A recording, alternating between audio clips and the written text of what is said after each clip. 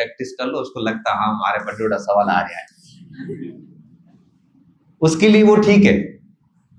आप तो अनुभवी है, सारे के सारे अनुभवी है, अनुभवी हो गए ना। अब आपने ये इसके कितने 10-15 टेस्ट भी हो गए, 10-15 टेस्ट भी, मतलब 5-6 महीने से पढ़ ही रहे हो, आपको कॉन्फिडेंस क्यों नहीं है?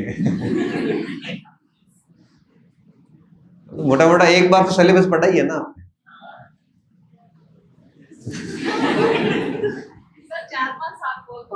है ना, इतना थोड़ा फिर क्या आपको लगेगा कि ऐसे कैसे सोच लिया हमारे बारे में। वैसे आजकल एक नौकरी लगने के लिए इतना टाइम चाहिए, 4-5 साल का समय चाहिए ही होता है। कोई कहता है ना कि मैं 6 महीने लगा, वो सरासर का झूठ बोल रहा है।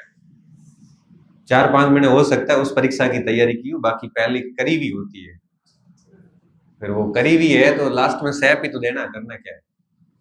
बाकी 4-5 महीने में आजकल है ना कुछ भी नहीं होता। पीटीटी की परीक्षा पास में, बस ये तो छोड़ो आप, 4-5 महीने में कुछ भी नहीं होता, मतलब कुछ नहीं होता, सीरियसली कुछ नहीं होता।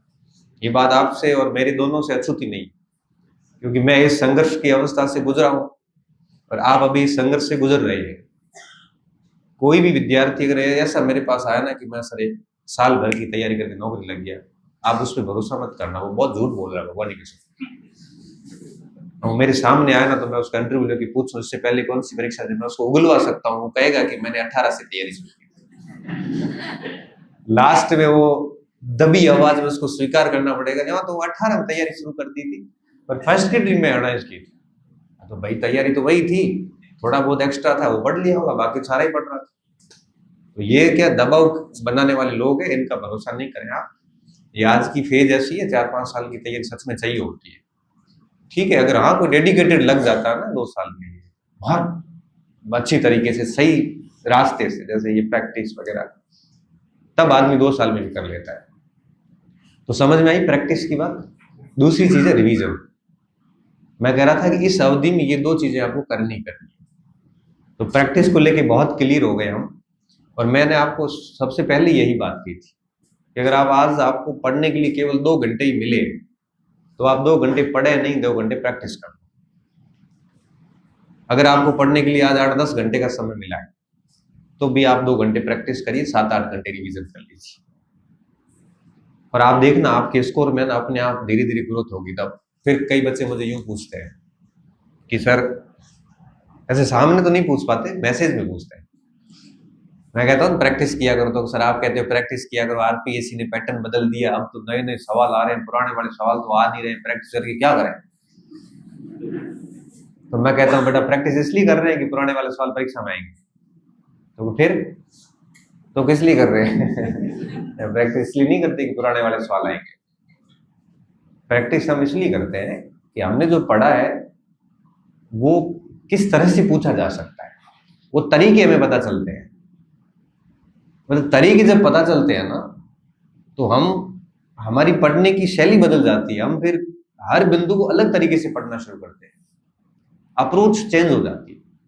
जैसे अभी आप ऑब्जेक्टिव पेपर की तैयारी कर रहे हैं तो आप फैक्ट को एकदम रटोगे, आपको पता है। जैसे मान लो ये पेपर सब्जेक्टिव हो जाए तो आप मुझे वापस पूछोगे सर अब इसको कैसे पढ़े, क्योंकि अब तो सब्जेक्टिव पेपर है। अभी जैसे ये हमारे इसमें हुआ था, मान लो इंटरव्यू की हो, तब आप फिर पूछोगे सर ये इंटरव्यू के लिए अब इसको कैसे पढ़े, तब पढ़ा हुआ सारा ही है। अप्रोच बदल जाती है, ऑब्जेक्टिव की अप्रोच अलग होती है, सब्जेक्टिव में तथ्य नहीं पढ़ने पड़ते और इंटरव्यू में बिल्कुल तथ्य नहीं पढ़ने पड़ते, ऑब्जेक्टिव में आपको सारे तथ्य पढ़ने पड़ते हैं।